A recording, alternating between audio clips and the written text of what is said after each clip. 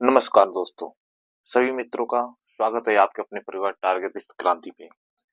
Good morning, good morning, good morning सभी दोस्तों को, कई सभी भाइयों को गुड मॉर्निंग। दोस्तों, मित्रों, बहनों को सभी को गुड मॉर्निंग। जितने भी लोग एसएससी जीडी एसएससी जीडी के लिए, यूपीएसआई या उत्तर प्रदेश पुलिस के लिए 2024 तो गया, 25 में आने वाले 40,000 यूपीपी के वैकेंसी, ठीक है, और लगभग 6,000 प्लस यूपीएसआई का और ऑल टीचिंग एग्जाम की जो भी बच्चे तैयारी कर रहे हैं, जो भी मित्र दोस्त भाई कर रहे हैं, उन सभी दोस्तों के लिए वर्णमाला पार्ट सेकेंड हम लेकर आपके समक्ष उपस्थित हो चुके हैं। ठीक है, वर्णमाला का आज पार्ट सेकेंड है। पार्ट फर्स्ट नहीं देखे हैं तो उसको देख लीजिए, उसमें थ्योरी के साथ प्रश्नों को बहुत शानदार तरीके से कराया गया है। तो आइए वर्णमाला का टॉपिक वाइज वर्णमाला सीरीज चल रही है। वर्णमाला का आज पार्ट सेकेंड है और एक और पार्ट लेकर आएंगे, पार्ट थर्ड, जिसमें टोटल 3 क्लासों में लगभग 180 क्वेश्चनों को हम लोग पूरा कर चुके होंगे। ठीक है, तो महत्वपूर्ण प्रश्न है, विगत परीक्षाओं में आए हुए प्रश्न है वर्णमाला से। जब यह आप लोग टोटल 180 प्रश्नों को कर लेंगे तो आपका कोई भी प्रश्न गलत नहीं होगा।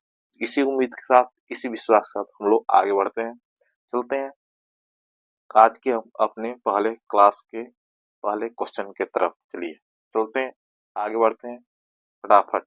चलिए, क्वेश्चन नंबर 41 दिया हुआ है, कंठ तालव्य कौन सा है? कंठ तालव्य हमें वर्ण ज्ञात करना है।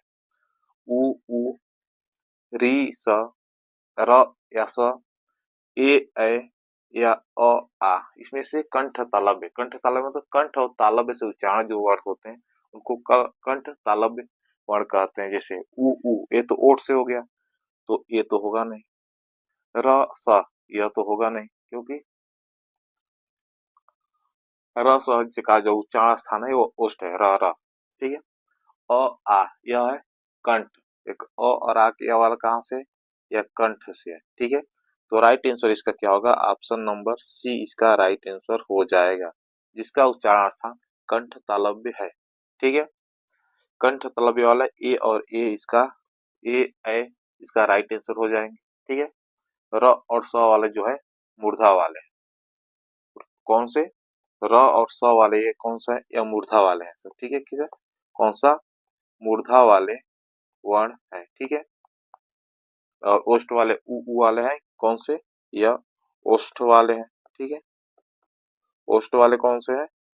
उ। ठीक है, चलें, तो right answer option question number 41 का आंसर सी हो जाएगा। ठीक है, चलिए चलते हैं क्वेश्चन नंबर सेकंड के तरफ। क्वेश्चन नंबर 42 आज की क्लास का सेकंड क्वेश्चन है, लेकिन सीरीज का 42। किस वर्ण का उच्चारण स्थान कंठ तालु, कंठ और तालु दोनों है? बताइए, राइट आंसर देना है। ओ, ए, ह, छ। ओ, ओ, ओ कहाँ का है बताइए? ओ, ओठ से हो रहा है, ओठ गोल हो जा रहा है। छ, दंत, दंत वाला तौर। ठीक है, तो इसका राइट आंसर क्या होगा? ऑप्शन नंबर बी होगा। ए जो है कंठ तालव्य है, अभी पिछले प्रश्न में दिया था। ए और ए जो होता है यह कंठ तालव्य होता है। कंठ, कंठ तालव्य कहिए या कंठ तालु, दोनों का मतलब एक ही हुआ, अर्थात ए। तो ऑप्शन बी इसका राइट आंसर हो जाएगा। कौन सा? बी इसका राइट आंसर हो जाएगा। ठीक, चलिए क्वेश्चन नंबर 43, ओ औ किस प्रकार के वर्ण है? ओ औ किस प्रकार के वर्ण है? चलिए, तालव्य है, मूर्धन्य है, या दंतोष्ठ, दंत दांत और ओष्ठ वाला दंतोष्ठ, कंठ और ओष्ठ? बताइए, उच्चारण करिए। ओ औ, ओ औ, क्या हो रहा है? कंठ भी सब पर कर है और ओष्ठ भी, तो कंठ और ओष्ठ कहाँ पे है? ऑप्शन नंबर डी में दिया हुआ है। ओ और कैसा है? ओ औ वाला कंठ ओष्ठ वाले शब्द हो गए। ठीक है, ऑप्शन डी इसका राइट आंसर हो जाए। ठीक है, चलिए क्वेश्चन नंबर 44, जब स्वरों के उच्चारण में ध्वनि मुख के साथ साथ नासिका द्वार से भी निकलती है, वायु, वायु की बात कर रहे हैं, उस अनुनासिकता को प्रकट करने के लिए निम्नलिखित में से किसका प्रयोग किया जाता है? अनुस्वार बिंदु, रेप या नुक्ता या चंद्र बिंदु? चलिए बताइए। जब स्वरों के उच्चारण ध्वनि मुख के साथ साथ नासिका से, नाक से भी निकलता है, उसको बोला जाता है। तो उस अनुनासिकता को प्रकट करने के लिए निम्नलिखित किसका प्रयोग किया जाता? चंद्र बिंदु। जैसे जैसे हो गया अनंत, अनंत इसको भी लिखा जाता है, और अनंत इसका इस तरह भी लिखा जाता है। तो कौन सा इसका राइट आंसर? चंद्र बिंदु इसका राइट आंसर हो जाएगा, ऑप्शन डी। ठीक है, चंद्र बिंदु इसका राइट आंसर हो जाएगा। ठीक है, चलिए क्वेश्चन नंबर 45, फटाफट हम लोग प्रश्नों को करते हैं। अनुनासिक स्वरों का उच्चारण स्थान कौन सा है? अनुनासिक स्वरों का उच्चारण स्थान कौन सा है? नाक और मुंह, नाक, मुंह और ओष्ठ, बताइए। देखिए, अनुनासिक स्वर वही होते हैं जो चंद्र बिंदु वाले, अभी पीछे प्रश्न हम लोग किए। चंद्र बिंदु मतलब ये वाला, तो कहाँ पे दिया हुआ है? अनुनासिक स्वर कौन सा है? नाक और मुंह वाले हैं। नाक और मुंह से वायु निकलती है, उसे चंद्र बिंदु कहते हैं। ठीक है, जिनका उच्चारण करने में, स्वरों का उच्चारण करने में नाक या मुंह से हो सकता है, उसे अनुनासिक वर्ण या स्वर कहते हैं। जैसे मुख और नाक से चंद्र बिंदु वाला है। ठीक है, चंद्र बिंदु वाला इसका राइट आंसर हो जाएगा, ऑप्शन ए। ठीक है, चलिए क्वेश्चन नंबर 46, निम्नलिखित में से कौन से शब्द में अनुनासिकता है? अनुनासिकता किसमें है? अनुनासिकता, संभावित, संभावना, संभव या संभालना, बताइए। संभालना, संभालना करने क्या रहा है? सही है। जो अनुनासिक स्वर होते हैं, क्या होता है? वायु नाक से कम और मुख वाले से अधिक अर्थात मुख से अधिक निकला, जैसे संभालना, संभालना। ठीक है, चलिए राइट आंसर कौन सा? ऑप्शन नंबर डी इसका राइट आंसर है। ठीक है, संभालना इसका राइट आंसर है। ठीक है, संभालना इसका राइट आंसर हो जाएगा। ठीक है, चलिए क्वेश्चन नंबर 47, चलिए क्वेश्चन नंबर 47, जिन स्वरों के उच्चारण में हवा नाक से ये निकलती है उन्हें कहते हैं। हवा नाक से मतलब अब बताना है, बताइए। हवा नाक से निकलने वाली शब्द क्या होता है? अनुनासिक बोला जाता है। और जो हवा नाक से नहीं निकलती, निरुनासिक। तो अनुनासिक इसका राइट आंसर हो जाएगा, ऑप्शन नंबर बी में। ठीक है, अनुनासिक जिसकी हवा नाक से निकलती है, अनुनासिक कहे जाते हैं।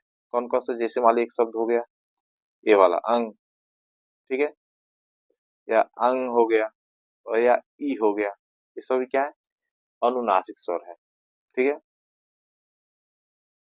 और निरनुनासिक माने जिनका मतलब उच्चारण करते हैं हवा मुख से निकलती है, उसे निरनुनासिक। जैसे अ, आ, ई, ये सभी क्या है? निरनुनासिक है। यहाँ पे एक चंद्र बिंदु है। ठीक है, चलिए तो ये क्या है? ये निरनुनासिक वाले हैं। ओह सॉरी, निरनुनासिक। ठीक है, कौन वाले हैं? निर्नुनासिक, निर्नुनासिक। ठीक है, इसके उदाहरण ये नीचे वाले हैं। ठीक है, चलिए तो ऑप्शन नंबर उसका बी वाला हो जाएगा ना, बी, बी इसका राइट आंसर हो जाएगा। ठीक है, चलिए क्वेश्चन नंबर 48। ठीक है, क्वेश्चन नंबर 48, जिनकी ध्वनि केवल मुख से निकलती है, आ गया वही, जिनकी ध्वनि केवल मुख से निकलती है उसको क्या बोला जाता है? वृत्ताकार स्वर, समृद्ध, उच्चारण के स्थान पे समृद्ध, विवृत, अर्ध समृद्ध, अर्ध समृद्ध, ये सभी प्रकार थे। ठीक है, चलिए तो अनुनासिक है तो नाक और मुख वाले हैं। ठीक है, यह है नाक और मुख वाले, और इससे वाला है सिर्फ मुख। ठीक है, क्या है? यह सिर्फ मुख वाले है, तो ऑप्शन इसका डी इसका राइट आंसर हो जाएगा। ठीक है, कौन सा? डी इसका राइट आंसर हो जाएगा, निरुनासिक। ठीक है, चलिए क्वेश्चन नंबर चलते हैं 49 के तरफ। राइट आंसर इसका क्या हो जाएगा? डी इसका राइट आंसर हो जाएगा। ठीक है, चलिए क्वेश्चन नंबर 49, ओठों की आकृति के आधार पर निम्नलिखित में से कौन अवृत्तमुख स्वर है? अवृत्तमुख स्वर है, बताइए। इनके मतलब ओठों के जो आधार पे आकृति के अर्थात ओठों के आकृति के आधार पर स्वरों के कितने भेद होते हैं? दो। पहला कौन सा है? अवृतमुखी स्वर, ठीक है, अमृत अवृतमुखी, ठीक है, और पहला है अवृतमुखी, दूसरा है वृत्तमुखी, ठीक है, वृत्तमुखी। तो उसी में बताना है। चलिए, तो अवृत्त वाला हमें बताना है कौन सा है, बताइए। अवृत्तमुखी मतलब इनके ओठ वृत्तमुखी या गोलाकार नहीं होते, उनके अवृत्तमुखी जैसे उ, अ हो गया, आ हो गया, ई हो गए, बड़ा ई हो गया, ठीक है, ये सब क्या है? अवृत्तमुखी। तो देखिए इसमें क्या दिया हुआ है, बताइए। उसके बाद जो वृत्तमुखी वाले होते हैं जैसे उ, बड़ा ऊ, ओ, औ, आ, ये सब क्या है? वृत्तमुखी वाले हैं। तो इसमें से हमें राइट आंसर कौन सा आएगा? ऑप्शन ई हो जाएगा ना, ये अवृत्तमुखी वाला है, ई वाला है। तो देखिए यहाँ पे ई है, तो ऑप्शन ए इसका राइट आंसर हो जाएगा, ठीक है। जिनका अवृत्त मतलब मुख जो है, ओठ गोल नहीं होते हैं, अवृत्तमुखी। अवृत्तमुखी मतलब ओठ के जो आकार होता है गोल होता है, ठीक है। चलिए, क्वेश्चन नंबर 50। भाषा विज्ञान की दृष्टि से उ किस प्रकार का स्वर है? भाषा विज्ञान की दृष्टि से उ किस प्रकार का स्वर है? उ, उ, सही है। ओ, पीछे प्रश्न समृद्ध, ठीक है। पश्च समृद्ध इसका राइट आंसर हो जाएगा, ठीक है। पश्च जीव का पिछला भाग जो है कार्य करता है ऊ करने पे, ठीक है। तो राइट आंसर का ऑप्शन नंबर डी हो जाएगा, ठीक है। ऑप्शन नंबर डी इसका राइट आंसर हो जाएगा। क्वेश्चन नंबर 50 का आंसर डी, ठीक है। चलिए, जीवा के आधार पे वर्ण के तीन भेद होते हैं ना, अग्र पश्च मध्य वाला, उसी आधार पे ये पश्च वाला था, ठीक है। चलिए, क्वेश्चन नंबर 51। निम्नलिखित में से कौन सा शब्द स्वर का वर्गीकरण नहीं है? स्वर का वर्गीकरण, ये तीन प्रकार के स्वर होते हैं। हर्ष स्वर मतलब मूल स्वर जिसको बोला जाता है, संयुक्त स्वर मतलब दो, अ और अ मिलकर आ, ये संयुक्त स्वर में हो गए। अपलुत स्वर वाला, दीर्घ वाला जैसे ओम वाला। तो द्वित स्वर जो है यह नहीं है, व्यंजन का उदाहरण वर्गीकरण है। कौन सा? व्यंजन का यह वर्गीकरण है, ठीक है। चलिए, द्वित स्वर जैसे दिल्ली हो गया, ठीक है, डिब्बा हो गया, ठीक है, बिल्ली हो गया, बिल्ली, ये सभी क्या है? ये सभी द्वित स्वर है, ठीक है। चलिए, बिल्ली, दिल्ली, डिब्बा जो है द्वित वाले होते हैं, ठीक है। चलें आगे बढ़ते हैं, ठीक है। क्वेश्चन नंबर 52 के तरफ बढ़ते हैं हम। चलिए, हिंदी वर्णमाला की री ध्वनिया है, री वाला। सही, री किसके अंदर आता है? स्वर, व्यंजन, अर्ध स्वर या संयुक्त स्वर। देखिए, री जो है वर्णमाला में, री जो है यह मूल ध्वनिया के अंतर्गत आता है, ठीक है। या री जो है यह स्वर के अंदर आता है, ठीक है। ये स्वर है, री जो है मूल स्वर है, ठीक है। चलिए, जैसे अ, आ, ई, ई, छोटा ऊ, बड़ा ऊ, री आ गया ना, ठीक है। ए, ऐ, ओ और एक है औ, ठीक है। सभी 11 क्या है, इसकी संख्या क्या है? 11 स्वर है, ठीक है। चलिए, क्वेश्चन नंबर 53 की तरफ बढ़ते हैं, ठीक है। क्वेश्चन नंबर 53, चलिए आंसर करिए। ओष्ठ अल्प प्राण घोष वर्ण का उदाहरण कौन सा है? ओष्ठ अल्प प्राण, अल्प प्राण तो उच्चारण करने में वायु जो है कम निकले मुख से। भ, ब, प, फ, इसको बताना है अल्प। ओष्ठ अल्प प्राण, ओष्ठ से भी हो और अल्प प्राण भी हो, तो बताइए। ब, ब उच्चारण करने में ब का ओठ सट रहा है ना, ब उच्चारण करिए ब। तो ऑप्शन बी इसका राइट आंसर है, बी से ब, ठीक है। ऑप्शन बी इसका राइट आंसर हो जाएगा, ठीक है। भ कैसा है? भ वाला कैसा है? यह ओष्ठ वाला है, क्या है? ओष्ठ महाप्राण है। ओष्ठ वाला है लेकिन महाप्राण वाला है। ठीक है, ओष्ठ महाप्राण वाला है कौन सा? भ। ठीक है। प ओष्ठ अल्प प्राण अघोष वर्ण है, जिसका गूंज भी नहीं होता है। ठीक है, चलिए तो ऑप्शन कौन सा होगा? ब इसका राइट आंसर हो जाएगा, बी। ठीक है।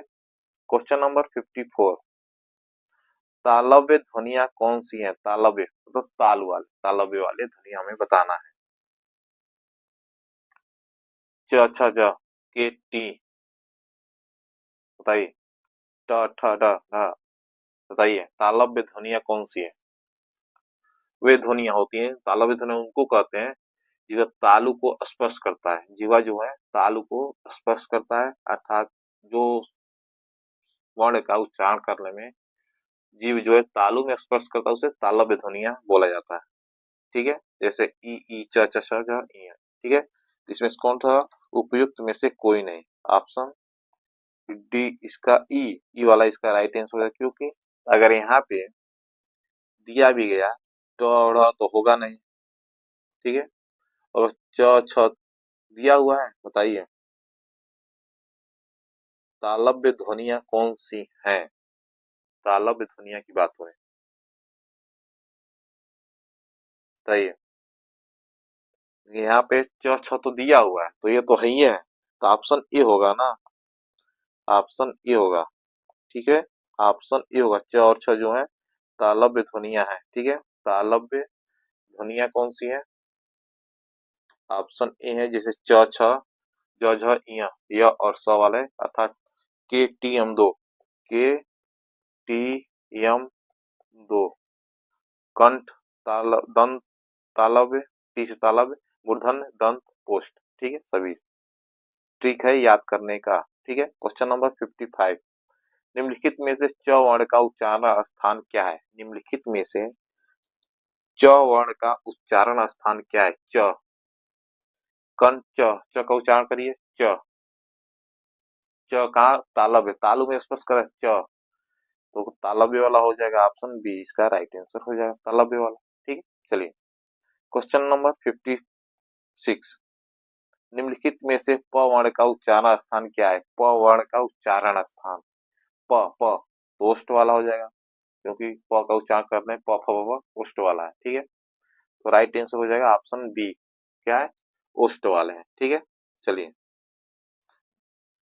यहाँ दंत भी है, क वर्ग वाला के यहाँ कौन सा है? क वर्ग नहीं, त वर्ग वाला, त थ द ध या दंत वाला है, और तालव्य वाला चषज वाला है, और कंठ वाला क ख ग घ अंग, एक क वर्ग। ठीक है, चलिए क्वेश्चन नंबर 57, त्रिवेणी शब्द में त्र वर्षों के योग से बनता है, मतलब किसके योग से त्र शब्द बनता है, इसको बताना है। चलिए, जैसे मान ली त्र है, त्र को अगर हम संधि विच्छेद करें, तोड़ेंगे, अलग अलग करेंगे, सबसे पहले क्या आएगा? त, तो आ जाए त, त्र, त्र ही बोलते हैं त, और प्लस र को करेंगे, हमें त्र का उच्चारण हो जाए, त्र बनेगा। ठीक है, तो त्र जो है तो और तो र कहाँ पे? ऑप्शन बी में है। ठीक है, त्र इसका राइट आंसर हो जाएगा। ठीक है, यही इसका राइट आंसर हो जाएगा। ठीक है, चलिए क्वेश्चन नंबर 58, निम्नलिखित में से उच्चारण की दृष्टि से असंगत युग्म है? असंगत युग्म बताना है। चलिए असंगत युग्म की हमें बात करना है। न,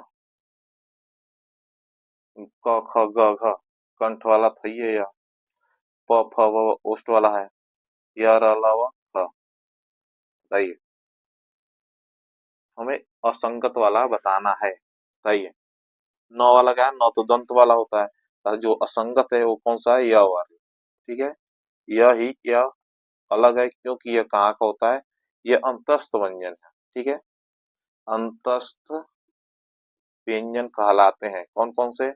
य, र, ल और व।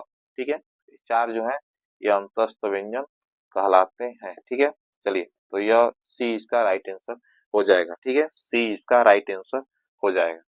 ठीक है, चलिए क्वेश्चन नंबर 59, सर्वज्ञ शब्द में संयुक्त व्यंजन ज्ञ वर्णों के योग से बना है। सही, सर्वज्ञ में इस ज्ञ की बात हो रही है। किससे बना हुआ है, इस ज्ञ की हमें तोड़ना है। बताइए। ज्ञ क्या होता है, ज और जो इय है यह इसका निर्माण करते हैं। तो बताइए, अर्ध ज होता है, आधा ज हो जाएगा, और तो इसको मिला क्या बनता है, अगला बनेगा ज्ञ, इसका बन जाता है। ठीक है, चलिए क्वेश्चन नंबर 59 का कौन सा ज और आधा ज और तो इसका ए इसका राइट आंसर होगा ना, ए में। ठीक है, ए इसका राइट आंसर हो जाएगा। क्वेश्चन नंबर 60, वर्ण और उच्चारण स्थान की दृष्टि से निम्नलिखित में असंगत युग्म है, असंगत युग्म कौन सा है। पुनः 60 का इसका राइट आंसर देना है, क्वेश्चन नंबर 60 का राइट आंसर देना है असंगत। चलिए,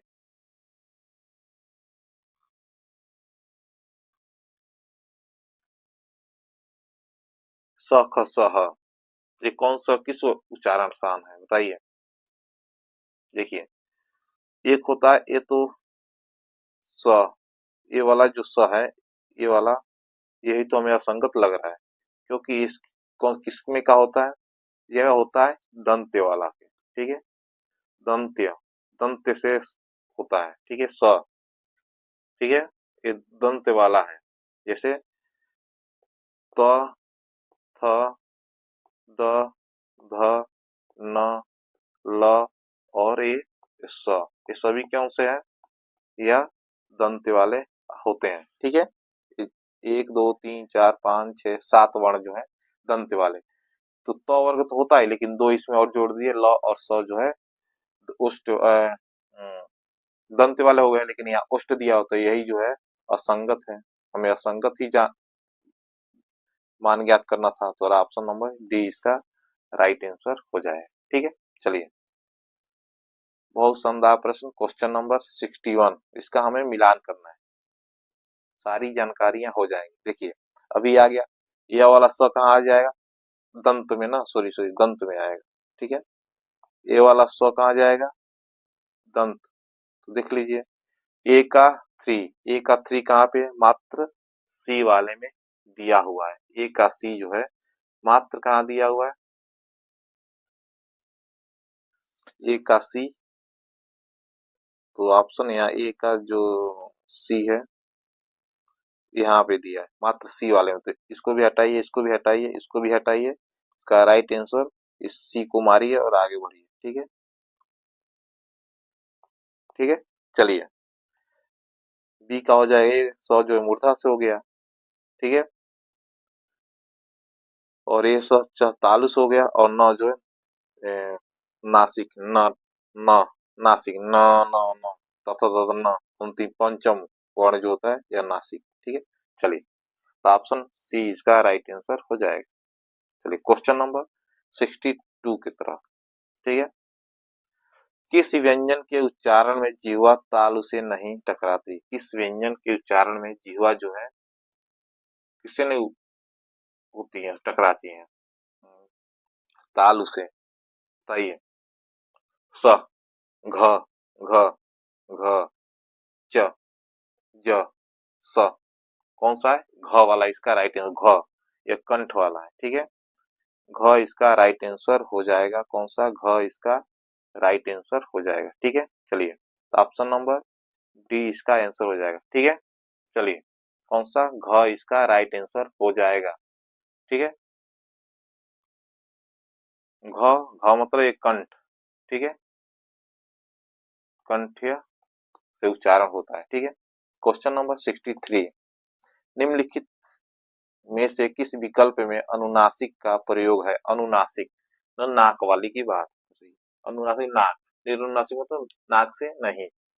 क्वेश्चन नंबर 63, देखिए जो भी चंद्र बिंदु वाले होंगे वो सभी वर्ण जो होंगे निरुनासिक वाले। तो ऑप्शन कौन सा, ऑप्शन डी इसका राइट आंसर हो जाएगा। डायरेक्ट हमारी आगे बढ़िए।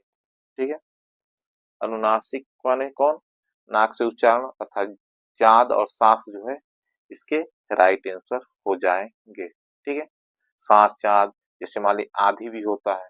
ठीक है, वो ऊंट भी हो जाता है। ठीक है, ऊंट। ठीक है, ये सभी कौन से है, यह अनुनासिक वाले शब्द हैं। ठीक है, चलिए 64 का क्वेश्चन नंबर 64 बताइए। ओष्ठ वर्ण किस विकल्प में ओष्ठ वाले ओठ से उच्चारण होने वाले हैं? ओष्ठ वाले कौन कौन है? प वर्ग, ठीक है, प वर्ग वाले जैसे प, फ, ब, भ और म, ये सब क्या है? ये ओष्ठ वाले हैं। तो देखिए कहाँ पे है, तो ऑप्शन सी में है। ठीक है, ऑप्शन सी में दिया हुआ है। ठीक है, चलिए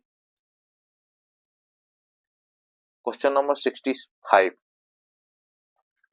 संयुक्ताक्षर व्यंजन निम्न में से कौन से? संयुक्त व्यंजन, संयुक्ताक्षर की बात हो रही है, कौन सा है?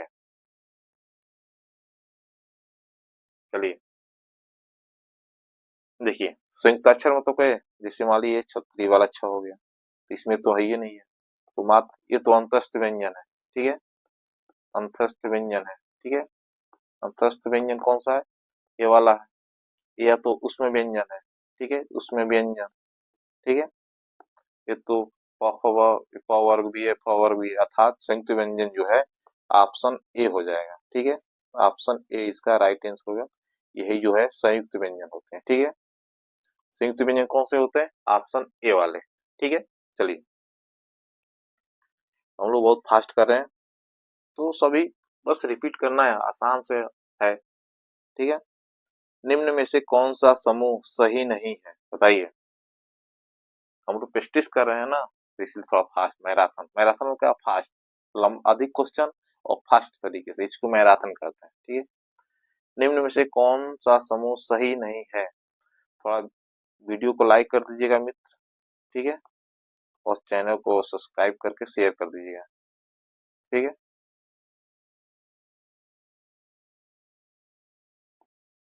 चलिए चैनल को लाइक और सब्सक्राइब करते हुए रहिएगा। ठीक है, चलिए निम्न में से कौन सा समूह सही नहीं है? क्योंकि यहाँ मिलेगी संपूर्ण हिंदी की प्रैक्टिस सेट हम लोग करा देंगे। ठीक है, चलिए कौन सा समूह सही नहीं है? समूह हमें सही बताना है। प फ ब भ ये तो सही है। ठीक है, क ख ग घ यह भी सही है। वह तर्स्य वाला, मूर्धा वाला, च छ ज झ, च छ ज झ, बताइए। इसने बोला कौन सा सही नहीं है, अर्थात गलत वाले हमें चुनना है। देखिए मूर्धन्य वाला, यही तो, क्योंकि के टी दांत, ये मूर्धा, मूर्धा वाले कौन होते हैं बताइए? टठर वाले मूर्धा होते हैं, तो यहाँ चषज दिया है, तो ये तो तालव्य वाला आ गया।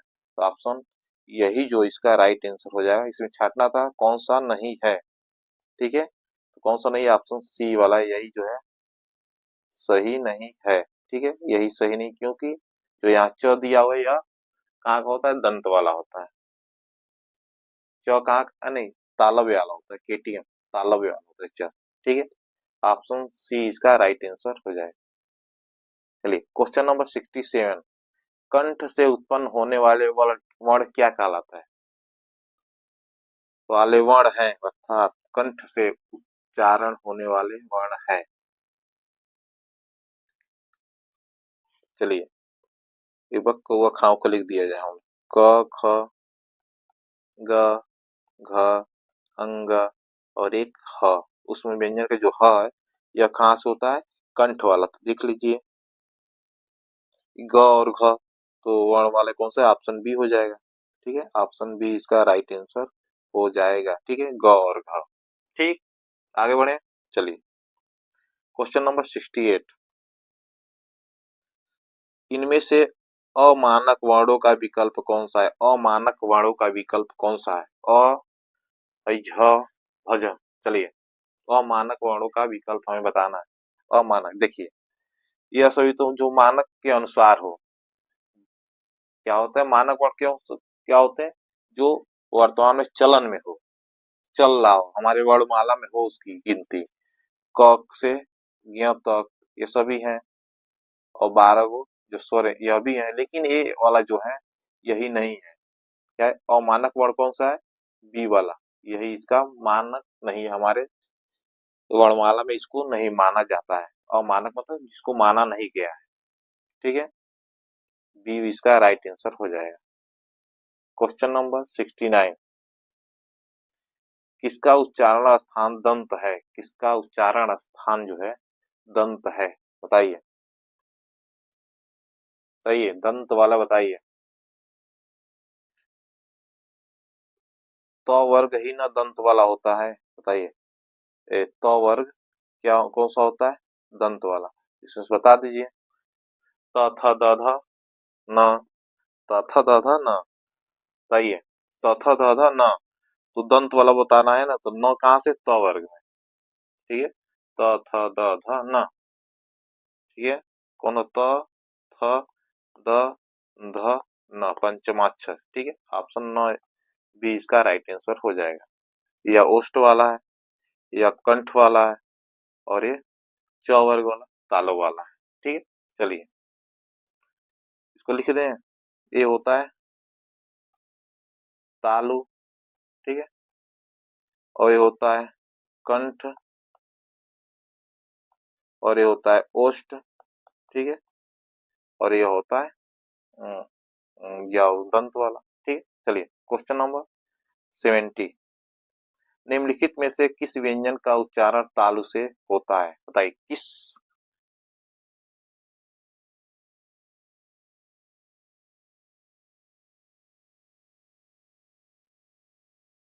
चलिए बताइए, निम्नलिखित में से किस व्यंजन का उच्चारण तालु से होता है? तालु, तालु वाला बताइए। तालु, बताइए। च वर्ग जो है तालु होता है ना, कौन? च वर्ग वाला तालु होता है, तो उसी को हमें बताना है।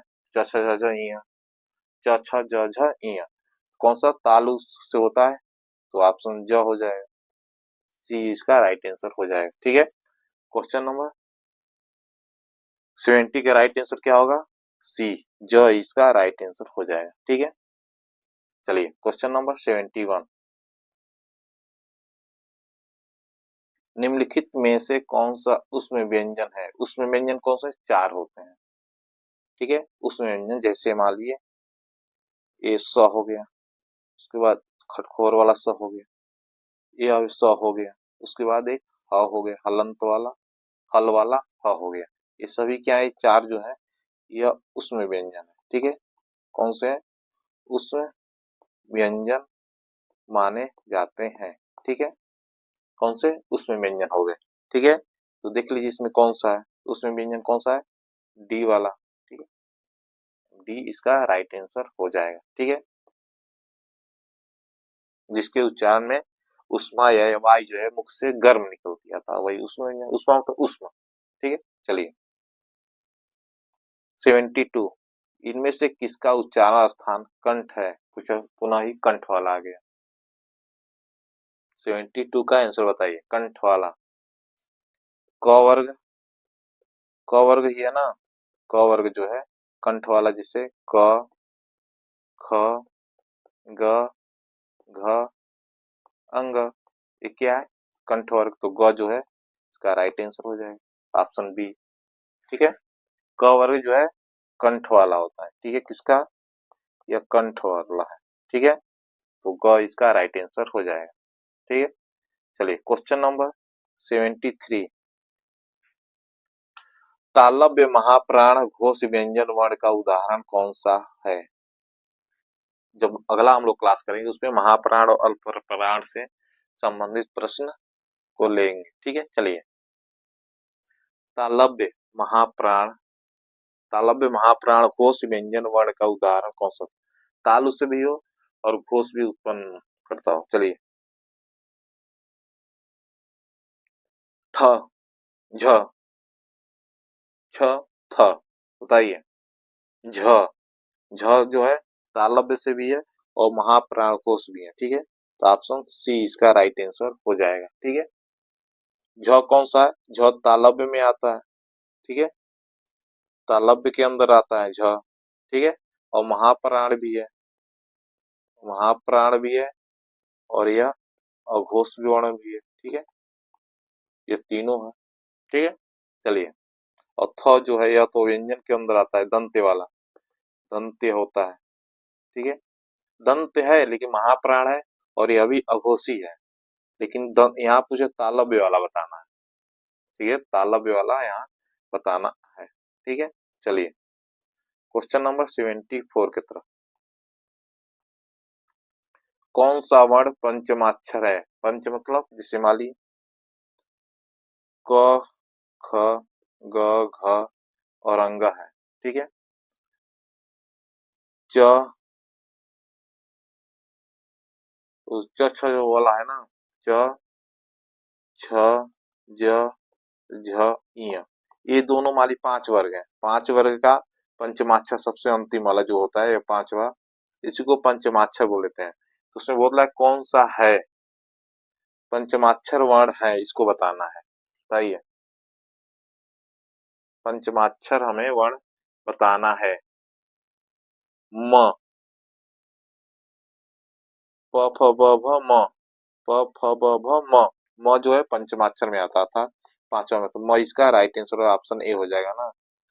उच्चारण करके देखिए, प फ ब भ म, म जो है पंचमाक्षर है। उसके बाद न भी है, पंचमाक्षर के अंदर आता है। जैसे यहाँ ट ठ ड ढ, ट ठ ड ढ ड़, त थ द ध न, प फ ब म, ये अलावा। ठीक है, चलिए, तो म इसका राइट आंसर हो जाएगा। क्वेश्चन नंबर 75, अंतिम 15 प्रश्न को फटाफट करते हैं। चलिए, कंठ या महाप्राण घोष व्यंजन का वर्ण का उदाहरण कौन सा है? बताइए, कंठ, महाप्राण, घोष व्यंजन वर्ण का उदाहरण कौन सा है? कंठ से भी हो और महाप्राण भी हो, इसके बारे में बताना। चलिए, ह, ह जो है यहाँ पे क्या है, यह कंठ वाला भी है और महाप्राण वाला भी है। ठीक है, ह जो है कंठ से भी है, महाप्राण से भी, और घोष से है। घोष मतलब गूंज। ह, ह, ऑप्शन डी इसका राइट आंसर हो जाएगा। ठीक है, कौन सा? डी इसका राइट आंसर हो जाएगा। चलिए, क्वेश्चन नंबर 76, मूर्धन्य अल्प प्राण घोष व्यंजन वर्ण का उदाहरण कौन सा है? मूर्धा, मूर्धा से उच्चारण होने वाला मूर्धा, उसको बताना है।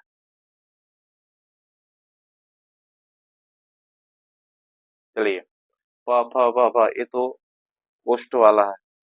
ट ठ ड ढ ड़, यही तो मूर्धा वाला लग रहा है। ट ठ ड वाला जो होता है केटीएम। ठीक है, ट वर्ग वाला जो है मूर्धा से होता है, तो ठ यही इसका राइट हो जाएगा। प फ ब भ न, यार त थ द ध न, ये तो दंत वाला है। ठीक है, और ये, चलिए, तो राइट आंसर कौन सा ऑप्शन होगा? ए वाला। ठीक है, ए इसका राइट आंसर हो जाएगा। 76 का राइट आंसर कौन सा होगा? गलत कर रहे हैं क्या मैं? ट ठ ड ढ ण से क वर्ग के क ख ग घ च, च वर्ग, ट वर्ग, अच्छा हाँ, के टी एम। ठीक है, ट वर्ग, ट ठ ड, सही बात है ऑप्शन। और इसमें से क्या बताना है? मूर्धन्य अल्प, अल्प प्राण बताना, अल्प प्राण हो तो कौन सा ढ होगा ना, हम केवल मूर्धा देख रहे थे, यहाँ अल्प प्राण भी बताना है।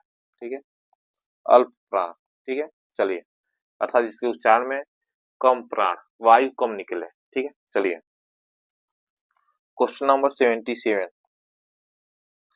ओष्ठ, ओष्ठ से भी हो और महाप्राण घोष व्यंजन हो, उसका हमें बताना है। चलिए, अल्प प्राण भी हो, ओष्ठ, महाप्राण हो ओष्ठ से, प फ ब भ, ये सभी हैं, ये तो होगा नहीं डी वाला। ठीक है, बताइए, प, प, प, फ, ब, भ और म। ठीक है, चलिए,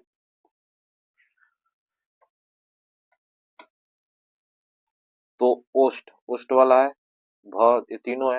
एक तो महाप्राण भ, उच्चारण करके देखिए, व, फ, कम वायु निकल रहा है, लेकिन भ करने से ज्यादा निकल रहा है, तो ऑप्शन बी इसका राइट आंसर हो जाएगा। ठीक है, क्योंकि महाप्राण मतलब जिसके उच्चारण में वायु अधिक निकले मुख से, उसे महाप्राण कहते हैं। और अल्प प्राण मतलब उसे जिसके उच्चारण में वायु जो है मुख से कम निकले। ठीक है, चलिए, प्राण, प्राण मतलब क्या है? वायु ही है। महा मतलब अधिक वायु, ठीक है। चलिए, क्वेश्चन नंबर 78, क्वेश्चन नंबर 78 को बताइए। चलिए, मूर्धन्य, अल्प प्राण, अघोष वर्ण की उदाहरण कौन सा है? मूर्धन्य, मूर्धा से तो ट वर्ग वाला हो जाएगा। ट ठ ड ढ, ये तो होगा नहीं, ये नहीं होगा। अल्प प्राण किसे कहते हैं? जिसके उच्चारण में कम वायु निकले, अल्प प्राण कहते हैं। जैसे जो 5 वर्ग है, प्रत्येक वर्ग का फर्स्ट, थर्ड और फिफ्थ वाला जो होता है, यह क्या होता है? अल्प प्राण होता है, ठीक है। अल्प प्राण वर्ग का पहला अक्षर, तीसरा अक्षर और पांचवा अक्षर जो होता है, अल्प प्राण होता है, ठीक है। और महाप्राण उसको छोड़कर, महाप्राण क्या हुआ? महाप्राण क्या होता है? वर्ग का जैसे दूसरा और चौथा वर्ण जो है, यह अल्प प्राण होता है, महाप्राण होता है, ठीक है। और इसी प्रकार एक होता है अघोष, ठीक है। जैसे किसी भी वर्ग का जो, जैसे मान लीजिए वर्ग, मान लीजिए कोई वर्ग है, वर्ग का पहला और दूसरा वर्ण जो होता है अघोष होता है, जो गूंज नहीं उत्पन्न करता है। और उसके बाद जो भी तीसरा, चौथा, पांचवा होता है, घोष वर्ण होते हैं, ठीक है। चलिए, तो इसका राइट आंसर हमें बताना है 78 का। तो आप भी कमेंट करिए फटाफट, कौन सा होगा? तो इसका राइट आंसर होगा, ठीक है। क्योंकि ट ठ ट, ट क्या है? अल्प प्राण, अल्प प्राण मतलब पहला अक्षर, तो ट जो है अपने वर्ग का पहला अक्षर है, ट, तो ऑप्शन बी इसका राइट आंसर हो जाएगा। चलिए, क्वेश्चन नंबर 79, क्वेश्चन नंबर 79,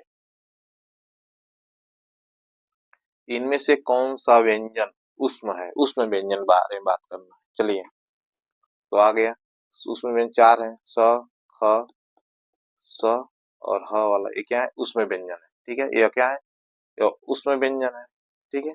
उष्म व्यंजन, तो इसी में बी इसका राइट आंसर हो जाएगा, ठीक है। बी इसका राइट आंसर हो जाएगा। चलिए, क्वेश्चन नंबर 80, आज के प्रश्न का अंतिम प्रश्न है, ठीक है। चलिए, घ, ग, ड़, ठ, त, इनमें से कितने अघोष व्यंजन है? अघोष वाले में बताना है। तो अघोष माने कौन कौन से होते हैं? अपने वर्ग का पहला और दूसरा अघोष होते हैं, और घोष जो होते हैं तीसरा, चौथा और पांचवा, ठीक है। चलिए, तो देख लीजिए, फटाफट आंसर कर दीजिए, बताइए। क ख, क ख ग, तो क ख ग, त थ, त और ट ठ, इसमें यह दो जो है, ये क्या है? अघोष वाले हैं, ठीक है। और बाकी जो तीन है, यह घोष वाले हैं। यह तीनों जो है, यह घोष वाले हैं, और ये दोनों जो है अघोष वाले हैं, ठीक है। इसमें से अब आंसर दे दीजिए, कितने अघोष वाले हैं? तो कितने हैं? तो मात्र दो हैं, ठीक है। कितने हैं? मात्र दो वर्ण जो है अघोष वाले हैं। तो ऑप्शन कौन सा होगा? ऑप्शन नंबर सी इसका, ठीक है, दो वर्ण, ठीक है। ठ और त जो है, यह अघोष वाले हैं, ठीक है। चलिए, तो आज के लिए बस इतना ही, मिलते हैं कल पुनः इसी समय इसी वक्त। तो हिंदी की हम लोग क्लास वो कर रहे हैं, और देखिए फटाफट हम लोग लगभग 30-35 मिनट में 40 क्वेश्चनों को कर लिए, ठीक है। तो इसी प्रकार हम लोग डेली क्लास करते रहेंगे, और अपना SSC GD UPSI Uttar Pradesh police या आर टीचिंग एग्जाम जहाँ प्रश्न बनते हैं, यह उन सभी एग्जामों के लिए महत्वपूर्ण रोल करेगा, ठीक है। तब तक के लिए जय हिंद, जय भारत। मिलते हैं कल सुबह पुनः।